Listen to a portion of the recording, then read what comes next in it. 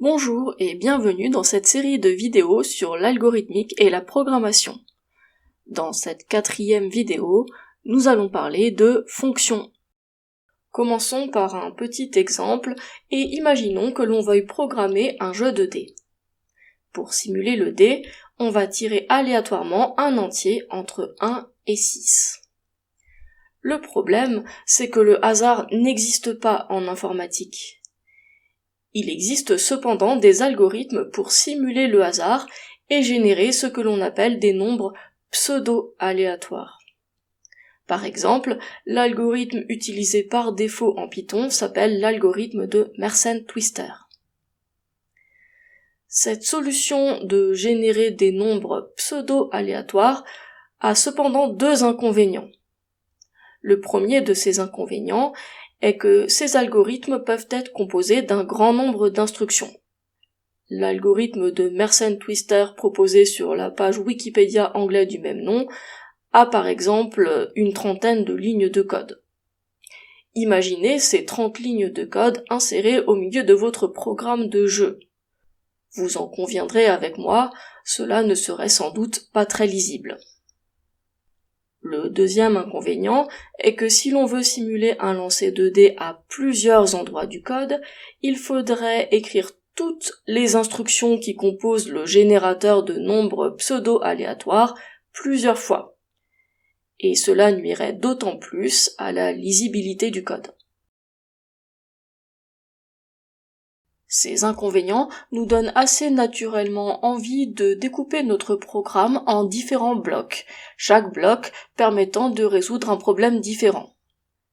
Dans notre exemple de jeu de dés, on pourrait par exemple imaginer un premier bloc permettant de tirer un entier aléatoire et un second bloc constituant le jeu en lui-même. Eh bien, une façon de faire des blocs, c'est justement de faire des fonctions. Plus précisément, les fonctions permettent de découper un programme en blocs d'instructions que l'on appelle souvent des sous-programmes. Elles permettent également d'écrire une seule fois un bloc d'instructions utilisé à plusieurs endroits d'un même programme. Et on peut même aller plus loin. Les fonctions permettent aussi d'écrire un bloc d'instructions utilisable dans plusieurs programmes différents. Et enfin, elles permettent de faciliter le travail d'équipe. Donnons un autre exemple pour illustrer le rôle des fonctions. Imaginons une recette de cuisine permettant de faire un gâteau. On rappelle qu'une recette est une suite d'instructions et à ce titre un algorithme. Bref, notre recette de gâteau donne les instructions suivantes. Premièrement, faire une génoise. Deuxièmement, faire une mousse à la framboise. Troisièmement, faire une sauce au chocolat. Et enfin, assembler le résultat des 3 étapes précédentes. Prenons la première étape qui est de faire une génoise. Sauf si vous êtes très doué en pâtisserie, il vous faudra sans doute une recette de génoise. Et il en va de même pour la mousse à la framboise et la sauce au chocolat. Autrement dit, notre recette de gâteau fait appel à 3 sous-recettes, chacune permettant de réaliser une étape du gâteau. Eh bien, ces sous-recettes sont en quelque sorte des fonctions.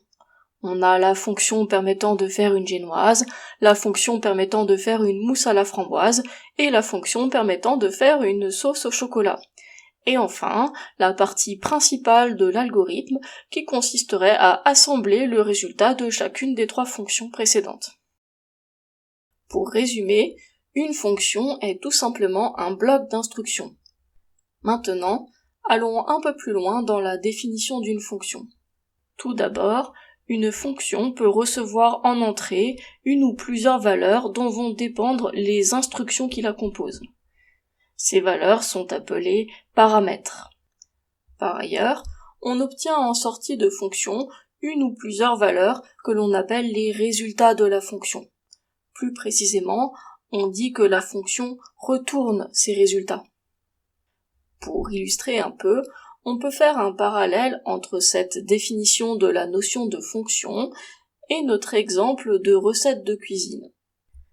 Dans ce parallèle, les paramètres sont les ingrédients nécessaires à la recette.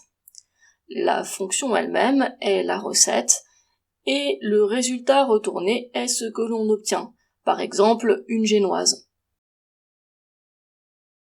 Utiliser des fonctions en programmation nécessite de passer par 2 étapes.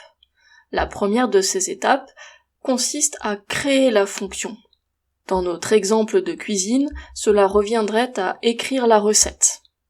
Lorsqu'on utilise des fonctions en mathématiques, cette étape de création de la fonction est celle qui consiste, par exemple, à écrire f de x égale 3x au carré moins 5. En informatique, on appelle cela définir la fonction. Définir la fonction consiste à écrire les instructions qui la composent. La deuxième étape par laquelle il faut passer consiste à exécuter la fonction. Dans notre exemple de cuisine, cela revient tout simplement à rassembler les ingrédients et à exécuter la recette.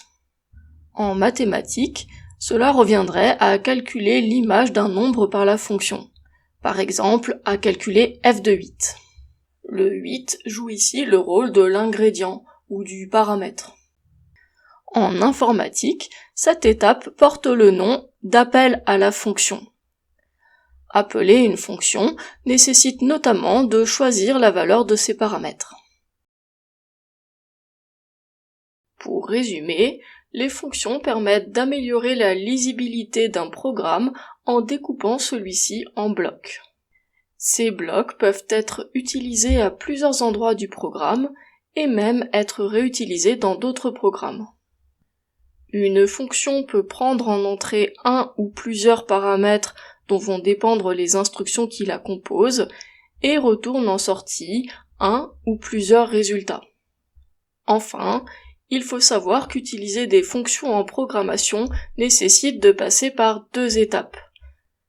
La première de ces étapes consiste à définir la fonction, c'est-à-dire à écrire les instructions qui la composent, et la deuxième étape consiste à appeler la fonction, ce qui implique de choisir la valeur de ses paramètres.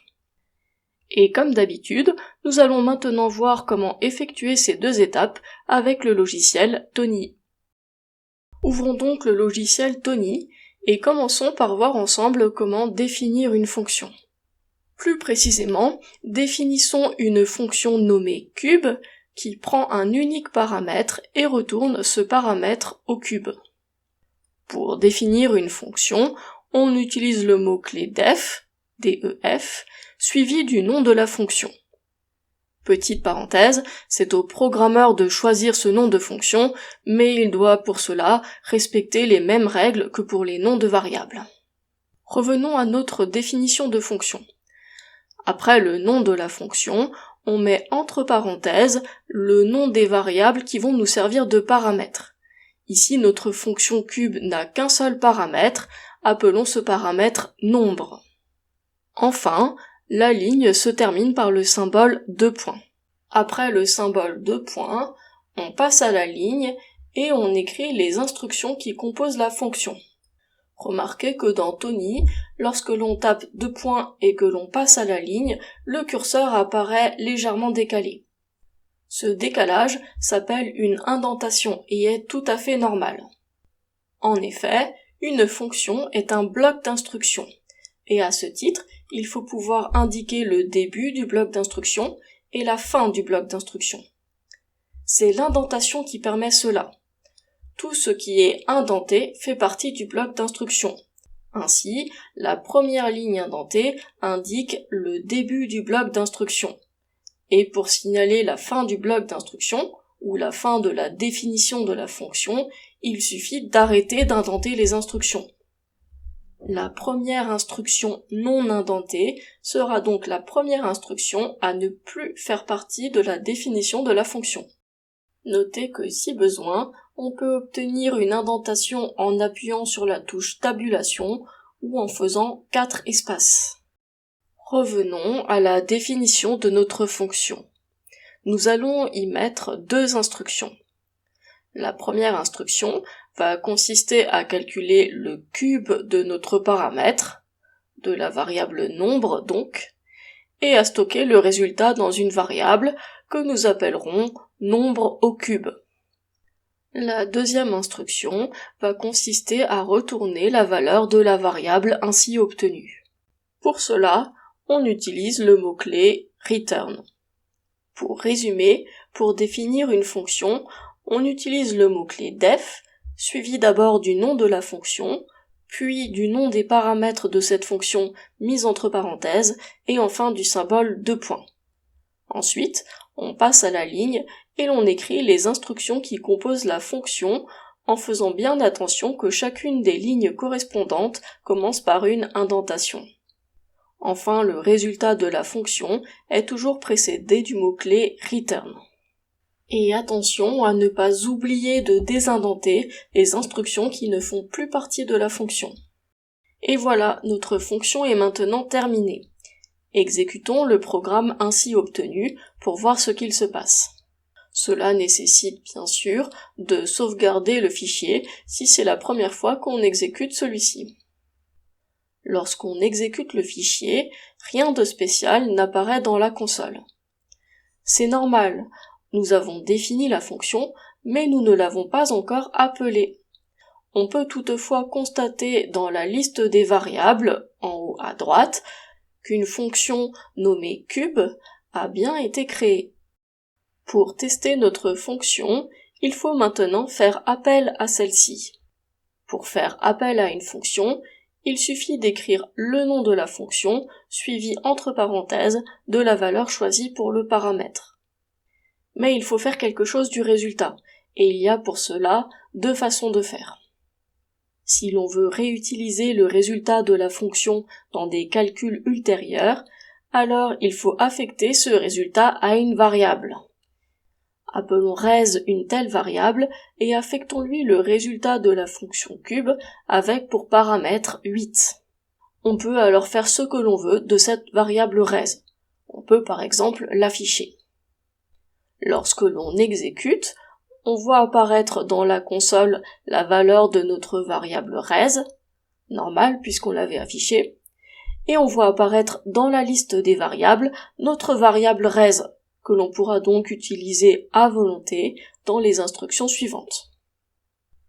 Si maintenant on ne veut pas réutiliser le résultat de la fonction, on peut directement afficher celui-ci en le mettant en paramètre d'un print. L'instruction devient alors print de entre parenthèses nom de fonction de entre parenthèses valeur choisie pour le paramètre. Lorsque l'on exécute ce nouveau programme, on voit bien s'afficher la valeur du cube de 5, et on constate par ailleurs qu'aucune variable n'a été créée. Pour résumer, pour faire appel à une fonction, on met le nom de cette fonction avec entre parenthèses la valeur choisie pour le paramètre. L'expression ainsi obtenue peut se mettre directement en paramètre d'un print, ou peut être affectée à la variable de notre choix. Et voilà, cet épisode est maintenant terminé. Dans le prochain épisode, nous entrerons un peu plus dans les détails sur l'utilisation des fonctions en Python. Merci d'avoir suivi l'épisode, et à bientôt!